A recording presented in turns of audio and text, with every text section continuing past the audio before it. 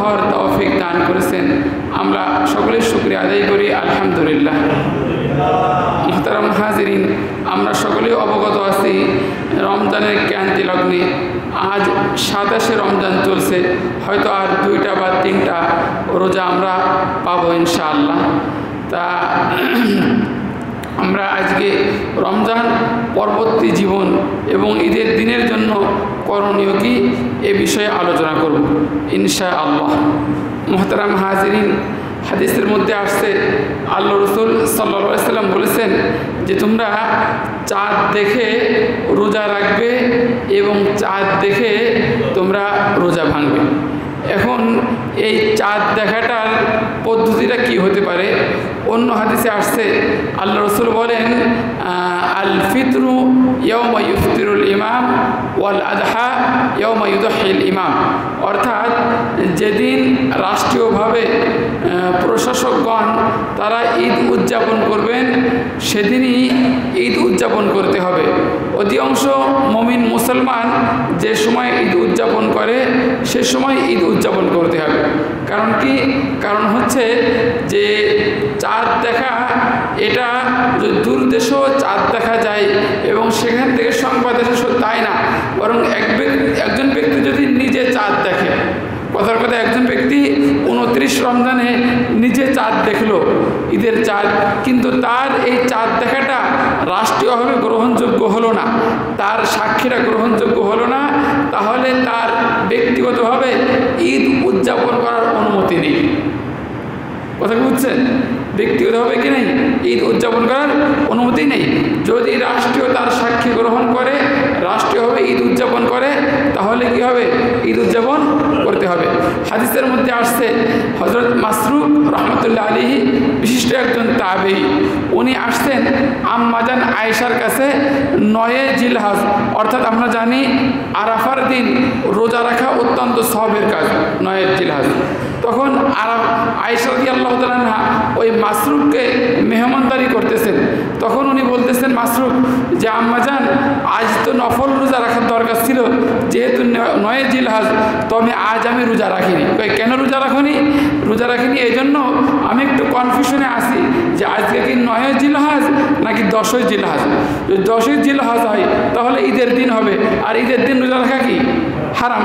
অতএব এই কনফিউশনের কারণে, চাঁদ দেখার বিষয়ে যদি একটা মতবিরোধ আছে, এই কনফিউশনের কারণে, এই সন্দেহের কারণে আমি কি করিনি, আজকে রোজা রাখিনি। তখন আয়েশা বললেন যে মাসরুক, আন-নাহরু ইয়াউমা ইয়ানহারুল ইমাম ওয়াল ফিতরু ইয়াউমা ইফতিরুল ইমাম।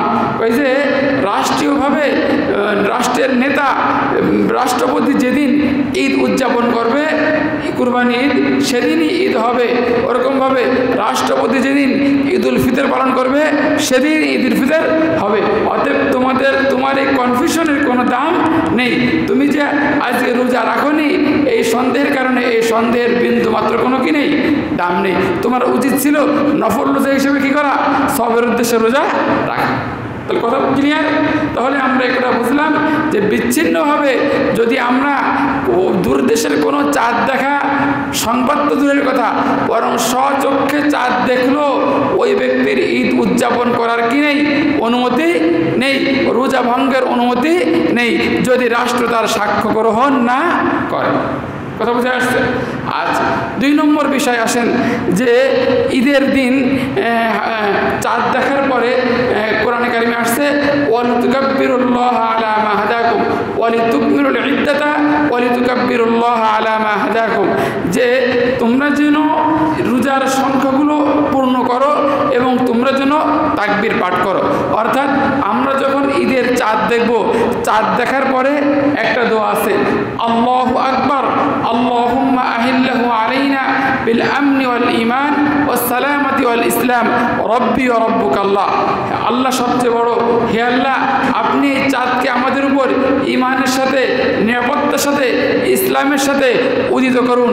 হে চাঁদ, তোমার রব এবং আমার রব আল্লাহ। অর্থাৎ তুমিও যেমন স্রষ্টার অনুগত, আমিও কি স্রষ্টার অনুগত। এটা হচ্ছে চাঁদ দেখার পরে দোয়া। এবং আমরা বিশেষ করে ঈদুল আজহার সময় যে তাকবীরটা পড়ি, আল্লাহু আকবার আল্লাহু আকবার লা ইলাহা ইল্লাল্লাহু আল্লাহু আকবার আল্লাহু আকবার ওয়ালিল্লাহিল হামদ, এই তাকবীরটা আমরা চাঁদ দেখার পরে একবার ঈদগাহে যাওয়ার আগ পর্যন্ত এই তাকবীরটা আমরা পড়বো আস্তে আস্তে। কথা বুঝে আসছে? এই চাঁদ দেখার পরে ঈদগাহে পৌঁছানোর আগ পর্যন্ত আস্তে আস্তে এই তাকবীরটা পড়ব। এরপরে আসেন ঈদের দিনের সুন্নাত। হাদিসের মধ্যে আসছে আল্লাহ রাসূল সাল্লাল্লাহু আলাইহি ওয়াসাল্লাম সাধারণত আপনার সূর্য ওঠার 1 থেকে 1.5 ঘন্টা পর মধ্যেই 1.5 ঘন্টার মধ্যে ঈদুল ফিতর এবং 1 ঘন্টার মধ্যে ঈদুল আজহার নামাজ আদায় করতেন। ঈদুল ফিতরে ঈদগাহে যাওয়ার আগে মিষ্টি দ্রব্য খেয়ে যাওয়া সুন্নাত। বিশেষ করে আল্লাহ রাসূল বেজোড় সংখ্যক খেজুর খেয়ে যেতেন। বুঝতে পারছেন? এই জন্য ঈদুল ফিতরে ঈদগাহে যাওয়ার আগে বেজোড় সংখ্যক খেজুর খেয়ে যাওয়া বা মিষ্টি দ্রব্য খেয়ে যাওয়া কি সুন্নাত, এটা আমরা পালন করার চেষ্টা করব। এরপরে যথাসাধ্য উত্তম পোশাক, নতুন পোশাক নয়। কি পোশাক? কি পোশাক? নতুন পোশাক ধরে না, বরং কি আপনার 5টা পোশাক আছে, 5টা জামা আছে, এর মধ্যে যেটা ভালো পরিষ্কার পরিচ্ছন্ন ওটা আপনি আয়রন করে কি করলেন, গায়ে দিলেন। এটা পরা এবং সুগন্ধি মাখা, মেসওয়াক করা, গোসল করা, এক রাস্তা দিয়ে যাওয়া আর এক রাস্তা দিয়ে আসা এবং যথাসম্ভব পায়ে হেঁটে ঈদগাহে যাওয়া কি সুন্নাত। এবং ঈদের নামাজটা খোলা মাঠে আদায় করাটা উত্তম। কারণ কি আপনারা জানেন যে মদিনার মসজিদে নামাজ 1 রাকাত নামাজ পড়লে 1000 রাকাত নামাজের সওয়াব হয়। কয় রাকাত নামাজের? 1000। কিন্তু আল্লাহ রাসূল সাল্লাল্লাহু আলাইহি ওয়াসাল্লাম তিনি ঈদের নামাজটা কি করতেন না, মদিনার মসজিদে পড়তেন না, বরং খোলা মাঠে কি করতেন, ঈদের নামাজটা আদায় করতেন। এজন্য মসজিদে না পড়ে ঈদগাহে খোলা মাঠে নামাজ আদায় করা এটা উত্তম। এজন্য আমরা বিভিন্ন মসজিদে ঈদের জামাত না করে খোলা মাঠে, এবং বিশেষ করে ঈদের জামাতটা বড় হওয়া এটা শরীয়তে মাকসাদ। এজন্য প্রত্যেকটা মসজিদে মসজিদে ঈদের নামাজ আদায় না করে একটা ঈদগাহে অসংখ্য অনেক মসজিদের লোকজন ঈদের নামাজ আদায় করা কি এটা উত্তম। এটা হচ্ছে মোটামুটি আমাদের ঈদের দিনের সুন্নাত। আচ্ছা, 3 নম্বরে আসেন যে আমরা এই রমজান পালন করলাম। আমরা রমজানের শুরুতে বলেছিলাম আল্লাহ পাক রব্বুল আলামিন কোরআনে কারিমে বলেছেন যে ফাবিযালিকা ফালিয়াফরাহু, মুমিন বান্দারা যেন কোরআন পেয়ে, ইসলাম পেয়ে, আল্লাহ তাআলার বিধিবিধান পেয়ে তারা যেন কি হয়, আনন্দিত হয়। কারণ কি আমরা মুমিন বান্দা, প্রত্যেক ব্যক্তি যখন তার লক্ষ্যের দিকে পা বাড়াতে থাকে তখন কিন্তু তার আনন্দ লাগে। কথা বোঝেননি? মনে করুন আপনি বিসিএস পরীক্ষার্থী, এখন বিসিএস পরীক্ষার্থী, আপনি বিসিএস ক্যাডার হবেন। এখন আপনি যখন প্রিলিতে অংশগ্রহণ করবেন, এরপরে আপনার লিখিত পরীক্ষা অংশগ্রহণ করবেন, এরপরে ভাইভায় অংশগ্রহণ করবেন, একটা স্তর পার হবেন, পাশ করবেন, আপনার কি খুশি লাগবে না? কারণ কি যখন প্রিলিতে টিকে যাবেন, ভাইভায় টিকে যাবেন, তার মানে কি আপনার যে লক্ষ্য আছে ক্যাডার হওয়া, এটার কি আপনি কাছাকাছি যাচ্ছেন। ঠিক তেমনি হবে মুমিন বান্দার লক্ষ্য হচ্ছে জান্নাত। কোথায় ভাই? জান্নাত। অতএব একজন মুমিন বান্দা সে রোজা রেখে তাকওয়া অর্জন করে, রমজান মাস পেয়ে নামাজ আদায় করে, তারাবির নামাজ পড়ে, রোজা রেখে আল্লাহ তাআলার কাছ থেকে ক্ষমা প্রাপ্ত হয় এবং সে জান্নাতের দিকে আগাইতে থাকে। অতএব এই রোজা রাখা, সিয়াম পালন করা, দান সদকা করা, তারাবি পড়া, এই সমস্ত ইবাদত বন্দী করা একজন মুমিনের জন্য কি কষ্টদায়ক না আনন্দদায়ক? কি বলবেন? এটা একটা আনন্দদায়ক যে সে তার লক্ষ্য আছে, সেই লক্ষ্য থেকে কি করতেছে, পা বাড়াচ্ছে। তার যে কাঙ্ক্ষিত লক্ষ্য জান্নাত, এই জান্নাত থেকে সে কি হচ্ছে, ধাবিত হচ্ছে। এই জন্য প্রিয় ভাইরা, আমরা এই রমজানে মৌলিকভাবে 4টা জিনিস পেয়েছি। কয়টা জিনিস পেয়েছি? একটা হচ্ছে সিয়াম, একটা কি সিয়াম, 2 নম্বরে কিয়াম, আর 3 নম্বরে তাকওয়া, 4 নম্বরে কোরআন। এখন আমার কথা হচ্ছে আমরা যে সিয়াম, কিয়াম, কোরআন, তাকওয়া, কোরআন, এই 4টা জিনিস অর্জন করেছি, এই 4টা জিনিস কি এই রমজানের মধ্যে সীমাবদ্ধ থাকবে নাকি বছরে অন্য সময় এগুলো চর্চা করবে? কথা বলছেন। আমি গত জুম্মায় এর আগের জুম্মায় বলছিলাম যে দেখেন আমাদের ফায়ার সার্ভিসের ভাইয়েরা যখন তাদের অফিসের মধ্যে আগুন নিয়ন্ত্রণের প্র্যাকটিস করে তখন সেটা নিয়ন্ত্রিত আগুন থাকে। সেটা কি থাকে? নিয়ন্ত্রিত আগুন থাকে। কিন্তু উদ্দেশ্য কিন্তু নিয়ন্ত্রিত আগুন নয়, বরং উদ্দেশ্য কি? অনিয়ন্ত্রিত আগুন। কখনো 50 তলা ভবনে আগুন ধরবে, কখনো খুব ঘিঞ্জি একটা গলির মধ্যে যেখানে মেশিন নিয়ে পৌঁছানো সম্ভব না সেখানে আগুন ধরবে, কখনো আরও বড় কোনো জায়গায় কী করবে? আগুন ধরবে। ঠিক তেমনিভাবে আমরা প্র্যাকটিস করেছি রমজান মাসে সুবে সাদিক থেকে নিয়ে সূর্য অস্ত পর্যন্ত 12-13 ঘন্টা না পানি পান না করা, খাবার না খাওয়ার প্র্যাকটিস করেছি। উদ্দেশ্য কি শুধু এই রমজানের কয়দিন নাকি সারা বছর? কি বলেন? সারা বছর। অর্থাৎ রমজানের পরে আমার হয়তো অবৈধভাবে 1 লাখ টাকা আমার কাছে আসতেছে, আমার নেওয়ার সুযোগ আছে, নিলে আমি হয়তো রাষ্ট্রীয় কোনো রোষানলে পড়বো না, কোনো ব্যক্তির কোনো ধিক্কারে পড়বো না। কিন্তু কে দেখতেছে ভাই? আল্লাহ দেখতেছে। শুধু 1 লাখ না, ক্ষেত্র বিশেষ ব্যক্তি বিশেষ 1 কোটি 2 কোটি 5 কোটি 50 কোটি 100 কোটিও আসতে পারে, অবৈধ ইনকাম হতে পারে। কিন্তু রোজার যে শিক্ষা আছে এই রোজার শিক্ষা আমার কি করা লাগবে? মনে রাখা লাগবে। এজন্য বলছি 1 নম্বর আমরা সিয়াম 1টা মাস রোজা পালন করেছি। আমাদের এই রোজা কি এই রমজানের মধ্যে সীমাবদ্ধ থাকবে নাকি বছরের অন্য অন্য সময় আমরা রোজা রাখবো? কি বলেন ভাই? হাদিসের মধ্যে আসছে আল্লাহ রাসূল বলেন মান সাওমা রমাদানা সুম্মা আতবাহু সিত্তাম মিন শাওয়াল কানা কাসিয়ামিদ দাহরি। আল্লাহ রাসূল বলেন যে ব্যক্তি রমজান রোজা রাখলো এরপরে শাওয়াল মাসের 6টি রোজা রাখলো সে যেন সারা বছর রোজা রাখার সওয়াব লাভ করবে। সুবহানাল্লাহ বলবেন না? তাহলে রমজানের রোজা ঠিকঠাক মতন রেখে শাওয়ালে যদি আমরা 6টা রোজা রাখি তাহলে কদিন রোজা রাখার সওয়াব হবে ভাই? সারা বছর রোজা রাখার কি হবে? সব হবে। কোরআনে আছে মান জাআ বিল হাসানাতি ফালাহু আশরু আমসালিহা। যে ব্যক্তি একটা নেক কাজ করবে আল্লাহ পাক রব্বুল আলামিন তার 10 গুণ বৃদ্ধি করবে। কয় গুণ বৃদ্ধি করবে? 10 গুণ বৃদ্ধি করবেন। তাহলে আপনি 30টি রোজা রেখেছেন, 30 10 কে কয় রোজা হয়? 300 রোজা। কয় রোজা হয়? এরপরে শাওয়ালে যদি আপনি 6টা রাখেন তাহলে 6 10 কে 60, তাহলে 360টে। আরবি মাস অনুযায়ী দিন হচ্ছে 355 কি 56 দিন। আরবি দিন অনুযায়ী আরবি বছর কয় দিনে? 355 56 দিন। আর 360টা রোজা রাখলে আপনার কী হবে? সব লাভ হবে যদি আপনি রমজানের পরে শাওয়ালের 6টা রোজা রাখতে পারেন। শাওয়ালের 6টা রোজা আপনি ভেঙে ভেঙেও রাখতে পারেন, আবার এক ধারাবাহিকও রাখতে পারেন। মনে করুন আপনি শনিবারে একটা রাখলেন, রবিবার বাদ দিয়ে সোমবার বাদ দিয়ে আবার মঙ্গলবারে রাখলেন। এভাবে আলাদা আলাদাও রাখা যেতে পারে, অথবা একসাথে ধারাবাহিকও কী করতে পারেন? 6টা আপনি রাখতে পারেন, কোনো সমস্যা নেই। এছাড়া আপনার প্রত্যেক মাসের 13 14 15 যেটাকে আইএমবিজের রোজা বলা হয়, এই রোজা আমরা রাখবো, এই রোজা রাখার চেষ্টা করব। এরপরে হাদিসের মধ্যে আসছে আল্লাহ রাসূল সাল্লাল্লাহু আলাইহি ওয়াসাল্লাম সোমবারে আর বৃহস্পতিবার রোজা রাখতেন।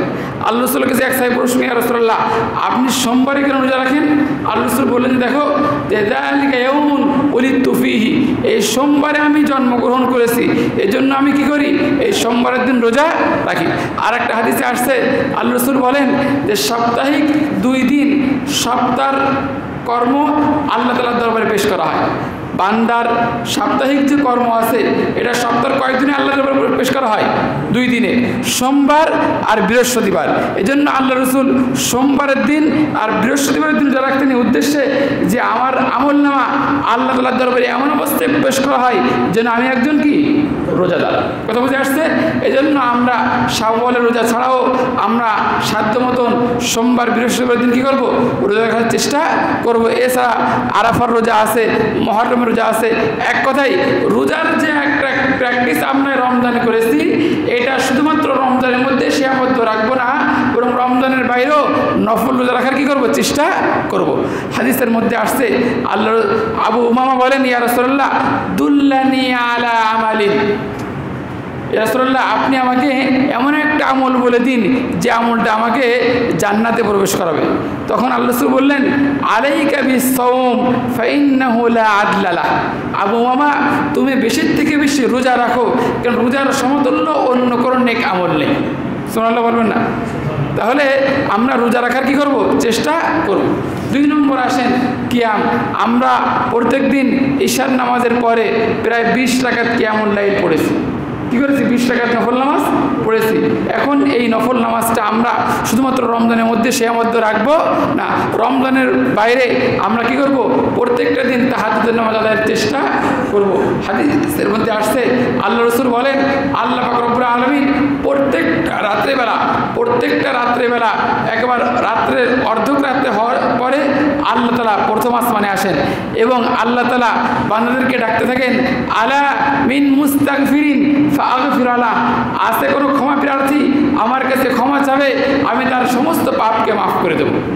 আছে কোনো আহ্বানকারী আমাকে ডাকবে, আমি তার ডাকে কি করব, সাড়া দেব। আছে কোনো প্রয়োজন প্রার্থী যে আমার কাছে যাচনা করবে, আর আমি তার সমস্ত প্রয়োজনকে পূরণ করে দেব। আর এভাবে আল্লাহ তাআলা ফজরের আগ পর্যন্ত কি করতেন, বান্দাদেরকে ডাকতে থাকেন। অতএব আমরা রমজানের বাইরেও প্রত্যেকটা দিন চেষ্টা করব যে 2 রাকাত করে কমপক্ষে 4 রাকাত কি করার, কিয়ামুল লাইল বা তাহাজ্জুদের নামাজ আদায় করা। কথা বুঝে আসছে? আচ্ছা, এরপরে আসেন যে 3 নম্বরে হচ্ছে তাকওয়া। তাকওয়ার কথা কিছুটা আমরা বলেছি যে দেখেন যে কোরআনে কারিমে আছে আল্লাহ তাআলা বলতেছেন, ওয়ালা তাকুনু কাল্লাযীনা গাদাত ওয়াজলাহা মিন বা'দি কুওয়াতিন আনকাসা। আল্লাহ তাআলা বলতেছেন মক্কায় একজন নারী ছিল, ওই নারী কি করতো, সারাদিন সুতা পাকাইতো, সুতা পাকাইয়া যখন বিকালবেলা হতো তখন আবার সমস্ত সুতা কি করতো, আলোয় ফেলতো। কথা বলেন, তাহলে ও সারাদিন কষ্টটা কি বৃথা গেল না? সে সারাদিন সুতা পাকাইছে আর সন্ধ্যাবেলায় কি করলো, আবার খুলে ফেললো। আল্লাহ তাআলা ওই মক্কার ওই নারীর দৃষ্টান্ত কোরআনে কারিমে বলতেছেন সূরা নাহলের মধ্যে, ওয়ালা তাকুনু কাল্লাতী নাকাদাত গজলাহা, হে আমার বান্দারা তোমরা ওই নারীর মতন হও না যে কি করতো, সুতা পাকানোর উপরে আবার সমস্ত সুতা খুলে ফেলতো। অর্থাৎ আপনি রমজান মাসে 30 দিন ধরে রোজা রেখেছেন, তারাবির নামাজ পড়েছেন, ইফতার করেছেন, নিজে না খেয়ে আপনি পাশের বাসায় কী করেছেন, ইফতার করাইছেন, নিজে বাজারে একটু কম করে মসজিদে কী করেছেন, টাকা দিয়েছেন, এই দান সদকা করেছেন। এই যে আপনার আল্লাহ ভীতি তাকওয়া হয়েছে, এই তাকওয়াটা কি রমজানের মধ্যে সীমাবদ্ধ না রমজানের পরেও অব্যাহত রাখতে হবে? চিন্তা করেন, রমজানের মধ্যে 5 ওয়াক্ত নামাজ পড়েছি, এখন রমজান চলে গেছে, এখন একটু 5 ওয়াক্ত নামাজ এত গুরুত্ব দেবো না। রমজানের মধ্যে নামাজের সময় আসলে দোকান বন্ধ করে ফেলেছি, এখন রমজান চলে গেছে, এখন আর দোকান বন্ধ করার দরকার নেই। কথা বলেন, তাহলে আপনি বোঝা গেল আপনার যে ট্রেন্ডিং, এই ট্রেন্ডিং কিন্তু আপনার কি খামাখা হলো, আপনার ট্রেন্ডিংই হয়েছে। ট্রেন্ডিংয়ের পরে আসল যে যখন আপনি মূল মাঠে যে কী করবেন, খেলবেন, এই খেলায় আপনি কি হয়ে গেছেন, ব্যর্থ হয়ে গেছেন। এই রমজান হচ্ছে একটা প্র্যাকটিস হয়েছে, আপনার আমলের মস্ক হয়েছে, কোরআন তেলাওয়াতের মস্ক হয়েছে। আপনি প্রচণ্ড ক্ষুধা, তীব্র পিপাসা আসছে, 4টের সময় বিকাল আপনি পানি পান করেননি, আপনার বাড়িতে খাবার ছিল, পরিবারে কেউ ছিল না, আপনি একা ছিলেন, আল্লাহর ভয়তে আপনি কি করেননি, খাবার খাননি। কিন্তু এই তাকওয়াটা যদি আপনি এই রমজানের মধ্যে সীমাবদ্ধ করে দেন, রমজানের আগেও যেমন ছিলেন, নামাজ ঠিক মতন পড়তেন না, আল্লাহ তাআলাকে ভয় করতেন না, আপনি পাপ কাজ করতেন, মিথ্যা কথা বলতেন, ব্যবসায় ফাঁকি দিতেন, আপনি মানুষকে ঠকাইতেন, আপনি শক্তিশালী হওয়ার কারণে দুর্বলের উপর জুলুম করতেন, এটা যদি আপনি রমজানের পরেও করেন তাহলে বোঝা গেল আপনি কি পুরাটাই ফেল। আপনার নামাজ রোজা কোনো কিছুই কাজে আসেনি, ওই মক্কার ওই নারীর মতন হয়ে গেছে যে সারাদিন সুতা পাকাইয়া কি করেছে, সন্ধ্যাবেলায় সমস্ত সুতা খুলে ফেলেছে। এজন্য প্রিয় ভাইরা, আমাদের এই তাকওয়াটা আমাদের অন্তরে শুধুমাত্র এই রমজানের মধ্যে সীমাবদ্ধ করলে হবে না, রমজানের পরেও কী করতে হবে, রাখতে হবে। এরপরে আসেন 4 নম্বরে কোরআন। আমরা এটা হচ্ছে কোরআনের মাস। আল্লাহ তাআলা রমজানের পরিচয় দিয়েছেন এইভাবে, শাহরু রমাদান আল্লাযী উনজিলা ফীহিল কুরআন হুদাল লিন-নাস ওয়া বাইয়িনাতিম মিনাল হুদা ওয়াল ফুরকান। রমজান মাস হচ্ছে সেই মাস যে মাসে কোরআন নাজিল করা হয়েছে। রমজান মাস হচ্ছে সেই মাস যে মাসে কী করা হয়েছে, কোরআন নাজিল হয়েছে। অতএব এই কোরআনের চর্চা শুধুমাত্র রমজানের মধ্যে সীমাবদ্ধ করলে চলবে না, রমজানের পরেও কী করতে হবে, কোরআন তেলাওয়াত অব্যাহত রাখতে হবে। আমার অনুরোধ, আমাদের প্রত্যেকটা ভাইয়ের জন্য সকাল হয় কোরআন তেলাওয়াতের মাধ্যমে। প্রত্যেকটা ভাইয়ের কী হয়, সকাল হবে কিসের মাধ্যমে, কোরআন তেলাওয়াতের মাধ্যমে। আপনি হয় ফজরের নামাজের আগেই কোরআন তেলাওয়াত করবেন, অথবা ফজরের নামাজ পড়ে কোরআন তেলাওয়াত করে তারপরে অন্য কাজে হাত দেবেন, দেখবেন আপনি জীবনে একটা বরকত পাবেন। আপনি কী পাবেন? বরকত পাবেন। হাদিসের মধ্যে আসছে আল্লাহ রাসূল বলেন, আল্লাহুম্মা বারিক লি উম্মতি ফি বুকুরিহা, হে আল্লাহ আপনি আমার উম্মতের সকালের মধ্যে কি করুন?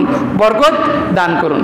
এখন আমাদের মধ্যে অনেক ভাই আছে যে তারা কি করে, ওই রাত্রেবেলা দেরি করে ঘুমায় আর সকালবেলা 7টা 8টা 9টার সময় কী করে? ঘুম থেকে ওঠে। তা আপনি যদি সকালবেলা ঘুমিয়ে কাটাই দেন, এমনি তো চিকিৎসা বিজ্ঞানীও আছে সূর্য উদয়ের সময় ঘুমানো এটা শরীরের জন্য ক্ষতিকর। কী বলে? এটা ক্ষতিকর না? এত আপনি যদি সকালবেলা না উঠে 7টা 8টার সময় ওঠেন তাহলে আপনার কোনো কর্মে কী হবে না? বরকত হবে না। এই জন্য ঘুমানোর সময় আগে ঘুমাইতে হবে, আবার ওঠার সময় কী করতে হবে? আগে উঠতে হবে। হাদিসের মধ্যে আসছে আল্লাহ রসুল বলেন যে আল্লাহ রসুল ঈশান নামাজের আগে ঘুমানো আর ঈশার পরে কথা বলা এটা কি করতেন? অপছন্দ করতেন। কারণ কি, একজন ব্যক্তি ঈশান নামাজের আগে ঘুমাইলে ঈশান নামাজ পড়তে পারবে না, আর ঈশার পরে যদি কি করে দীর্ঘক্ষণ আলাপচারিতা করে, মোবাইল টেপে ফেসবুক চালায়, মোবাইলের সময় দেয়, তাহলে ফজর নামাজ কি করতে পারবে না? পড়তে পারবে না। এই জন্য বিশেষ করে আমাদের যুবক ভাইদের উদ্দেশ্যে বলছি, শুধু ওই মোবাইলের রোগে যুবক ভাইরা না, বৃদ্ধরাও কি আক্রান্ত। আমরা কি করব? আগে ঘুমানোর চেষ্টা করব এবং আগে ওঠার চেষ্টা করব। এবং আমাদের প্রত্যেক ভাইয়ের জন্য সকালটা হয় কিসের মাধ্যমে? কোরআন তেলাওয়াতের মাধ্যমে। এই হচ্ছে মোটামুটি রমজানের মধ্যে আমরা যা করেছি তার একটা বললাম। এরপরে আসেন যে হাদিসের মধ্যে আসছে আল্লাহ রাসূল সাল্লাল্লাহু আলাইহি ওয়াসাল্লাম বলেন, একদিন জিবরাইল আলাইহিস সালাম আসছেন, এসে বলতেছেন বাউদা মান আদরাকা রমাদান, ওই ব্যক্তি বিতাড়িত হোক, ওই ব্যক্তি আল্লাহর রহমত থেকে দূর হোক যে ব্যক্তি রমজান মাস পেল অথচ তার গুনাহকে মাফ করায় নিতে পারল না। কথা বুঝে আসছে? ওই ব্যক্তি বিতাড়িত হোক যে ব্যক্তি রমজান মাস পেল কিন্তু কি করলো না? তার পাপকে মাফ করায় নিতে পারলো না। হাদিসটা একটু দীর্ঘ। এরপরে আসে ওই ব্যক্তি বিতাড়িত হোক, ওই ব্যক্তি রহমত থেকে দূরে সরে যাক যে ব্যক্তির সামনে আল্লাহ রসুলের নাম নেওয়া হলো কিন্তু সে দুরূদ পাঠ করলো না, আল্লাহুম্মা সাল্লি আলা মুহাম্মদ এটা বললো না, এই ব্যক্তি কি হোক? ধ্বংস হোক। জিবরাইল বদদোয়া করেছেন, আল্লাহ রসুল আমিন বলেছেন। আল্লাহ রসুল যদি আমিন নাও বলতেন তবুও এই বদদোয়াটা কার্যকর হতো না। কি বলেন? কার্যকর হতো না? জিবরাইলের বদদোয়া অবশ্যই কার্যকর হতো, কিন্তু আল্লাহ রসুল আমিন বলার কারণে আরও কি হয়েছে? এটা দৃঢ়তা লাভ করেছে। এরপরে 3 নম্বর জিবরাইল বলেন, ওই ব্যক্তি বিতাড়িত হোক, আল্লাহর রহমত থেকে দূরে সরে যাক যে ব্যক্তি পিতা মাতা অথবা দুইজনের একজনকে বৃদ্ধ বয়সে পাইল কিন্তু তাদের খেদমত করে জান্নাতকে অর্জন করে নিতে পারল না, এর যে হতভাগা আর কিছু নেই। অতএব এই ব্যক্তি কি হোক? বিতাড়িত হোক। বোঝেননি? জিবরাইল বদদোয়া করেছেন, আল্লাহ রসুল কি করেছেন? আমিন বলেছেন। অতএব যে ব্যক্তি রমজান মাস পাইল অথচ তার পাপ মাফ হলো না, আল্লাহ তাআলার কাছে কান্নাকাটি করে সে নেক কাজ করার মাধ্যমে, তওবা করার মাধ্যমে সে তার পাপকে মাফ করে নিতে পারলো না, এর চেয়ে হতভাগা আর কিছুই নেই। জিবরাইল বদদোয়া করেছেন, আল্লাহ রসুল করেছেন আমিন বলেছেন। এজন্য প্রিয় ভাইরা, আমাদেরকে তওবা করতে হবে, আল্লাহ তাআলার কাছে মাফ চাইতে হবে। হাদিসের মধ্যে আসছে আল্লাহ রসুল বলেন, ইন্নাল মুমিন ইয়ারা যুনুবাহু কাল জিবালি ওয়া ইন্নাল ফাসিক ইয়ারা যুনুবাহু কাল যুবাব। দেখেন, এই হাদিসটা বোঝার আগে একটা উদাহরণ বোঝেন। দেখবেন যে ভালো ছাত্র আর খারাপ ছাত্রের মধ্যে একটা পার্থক্য আছে। দেখবেন ভালো ছাত্র পরীক্ষা দিয়ে আসে, আবার খারাপ ছাত্র পরীক্ষা দিয়ে আসে। অধিকাংশ ছেলেপেলেই বলে কি পরীক্ষা ভালো হয়েছে, কিন্তু দেখবেন যে খারাপ ছাত্র সে হয়তো একটা সাবজেক্টে পেয়েছে 35 কি 40, সে পরীক্ষার হল থেকে বের হয়ে পরীক্ষা কেমন হয়েছে? পরীক্ষা খুব ভালো হয়েছে। আর একটা ভালো ছাত্র সে 3 নাম্বার ছেড়ে আসছে, 97 নাম্বারে কী দিয়েছে? অ্যান্সার দিয়েছে, আর 3 নাম্বার ছেড়ে আসছে। পরীক্ষার হল থেকে বের হয়েছে, দেখবেন চোখ মুখ কালো। কী হয়েছে? পরীক্ষা খুব খারাপ হয়েছে। পরীক্ষা কী হয়েছে? খুব খারাপ হয়েছে। রেজাল্ট বের হওয়ার পরে দেখা গেল যে বলতেছে পরীক্ষা খারাপ হয়েছে ও পেয়েছে 95, আর যে বলেছে পরীক্ষা খুব ভালো হয়েছে ও পাইছে 35। কথা বোঝেননি? এর কারণ কি? আল্লাহ রাসূল বলেন, ইন্নাল মুমিন ইয়ারা যুনুবাহু কাল জিবালি ওয়া ইন্নাল ফাসিক ইয়ারা যুনুবাহু কাযযুবাবি। আল্লাহ রাসূল বলেন, মুমিন বান্দা তার পাপকে পাহাড়ের মতন মনে করে। কিসের মতন মনে করে? পাহাড়ের মতন। সামান্য একটা পাপ করেছে, ওরে আল্লাহ আমার থেকে বড় একটা নাফরমানি হয়ে গেছে, আমি অনেক বড় ভুল করে ফেলেছি, আল্লাহ তাআলার বিরুদ্ধাচরণ করে ফেলেছি, হে আল্লাহ তুমি আমাকে কী করে দাও? মাফ করে দাও। আর যে ব্যক্তি ফাসেক, সে পাপ, বড় বড় পাপকে কি মনে করে? মাছির মতন মনে করে। কিসের মতন মনে করে? ওই যে ছাত্র ভালো, পরীক্ষার হল থেকে বেরোচ্ছে 3 নম্বর ছেড়ে আসছে, পেয়েছে 95, কি বলে পরীক্ষা খুব খারাপ হয়েছে, কারোর সাথে কোনো কথা বলে না, ঠিক মতন খায় না, পেরেশানিতে বাঁচতেছে না। আর যে কি খারাপ ছাত্র, ও তো আড্ডা মেরে বেড়ায় সারাদিন, ও পরীক্ষা টাইনে টেনে পাস হয়েছে 35, পরীক্ষা খুব ভালো হয়েছে। তো একজন মুমিন বান্দা সে সামান্য একটু পাপ হয়ে গেলে সে কিন্তু খুব ভয় পেয়ে যায়, সে কী পেয়ে যায়, ভয় পেয়ে যায়। আর একজন পাপী ব্যক্তি সে অনেক বড় বড় পাপ হয়ে যায়, বলছে তেমন কিছু না, ও মাফ হয়ে যাবে, কথা বলেন। এই জন্য প্রিয় ভাইরা আমাদেরকে কী করতে হবে, তওবা করতে হবে, আল্লাহ তাআলার কাছে কী করতে হবে, মাফ চাইতে হবে। এরপরে আসেন যে ঈদ, রোজা, ঈদ আসলে কার জন্য?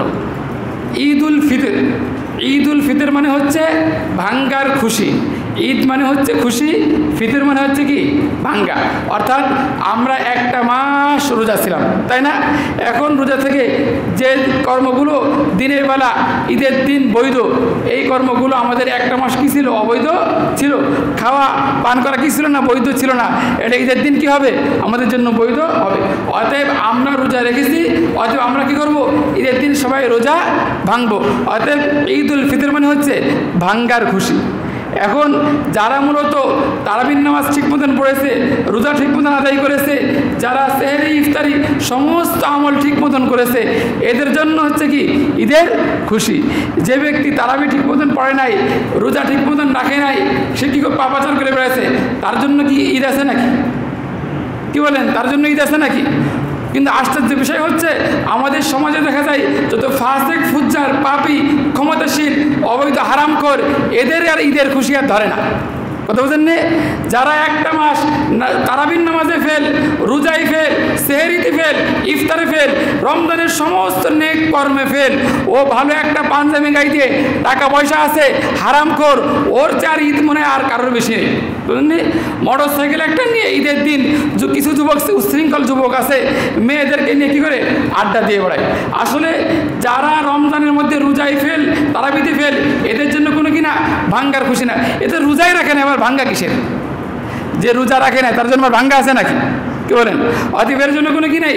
আপনার জামাটা হয়তো দামি হতে পারে, আপনি হয়তো সামাজিকভাবে ক্ষমতাশীল হতে পারেন, হয়তো আপনাকে 5 জন দেখে ভয়তে কী করতে পারে, সালাম দিতে পারে, কিন্তু আপনি আসলে কি না, আপনার জন্য কোনো ঈদ না, আপনার জন্য কোনো কি না খুশি না।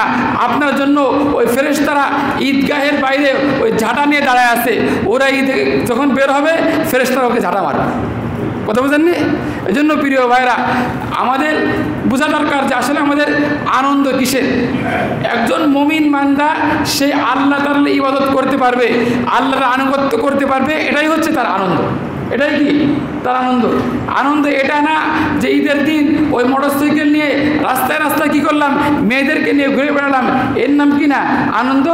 আমার পাপটা মাফ হয়েছে কিনা, আল্লাহ তাআলা আমাকে ক্ষমা করছেন কিনা, এটা কি করতে হবে, আমাদেরকে অনুধাবন করতে হবে। যদি আল্লাহ পাক রব্বুল আলামিন আমাদেরকে মাফ করে থাকেন, আমাদের রোজা কবুল করে থাকেন, আমাদের কিয়ামুল লাইল কবুল করে থাকেন, আমাদের সেহরি ইফতারি কবুল করে থাকেন, তাহলে আমাদের মূলত কি ঈদ হবে, আমাদের কি হবে, খুশি হবে। এজন্য এটা আমাদের কি করা দরকার, একটু অনুধাবন করা দরকার। এরপরে সর্বশেষ যে বিষয়টা বলে শেষ করতেছি সেটা হচ্ছে আমরা জানি যে আমাদের সমাজে ঈদের আগে এবং ঈদের পরে খুব রোড অ্যাক্সিডেন্ট হয়, কি তাই না ভাই? খুবই দুঃখজনক ব্যাপার, একেবারে তাজা তাজা প্রাণ কী হয়ে যায়, শেষ হয়ে যায়। আল্লাহ হেফাজত করুক। এই জন্য আমি গত বছর মনে হয় ঈদের আগের জুমায় বলেছিলাম, আজকেও বলতেছি, সফরের কিছু সুন্নাত নিয়ম আছে। সফরে কি আছে, কোনো সুন্নাত কিছু নিয়ম আছে। আমরা যারা গ্রামের বাড়িতে যাব, নিজ কর্মস্থল থেকে আমাদের এলাকায় যাব, আমরা কিছু বিষয় ফলো করব। সেটা হচ্ছে এটা শুধুমাত্র এর আগে একটা আবেদন করি যে বিশেষ করে যেহেতু ঈদকে কেন্দ্র করে অ্যাক্সিডেন্ট বেশি হয়, যাদের মোটরসাইকেল আছে, আমার বিনীত অনুরোধ থাকবে আপনার একান্ত প্রয়োজন না হলে আপনি ঈদের আগে পরে ঈদের দিন মোটরসাইকেল নিয়ে বের হবেন না। কি পারা যেন ভাই? ইনশাল্লাহ দোহাই লাগে।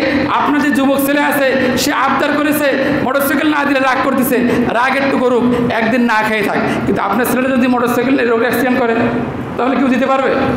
কারণ ভাই এজন্য কমপক্ষে আমরা রিক্সা করে চলাচল করবো, কিন্তু ঈদের এই কয়েকদিন আগে পরে এবং ঈদের দিন আমরা যাদের মোটরসাইকেল আছে আমরা মোটরসাইকেল ব্যবহার না করার কি করব, চেষ্টা করব।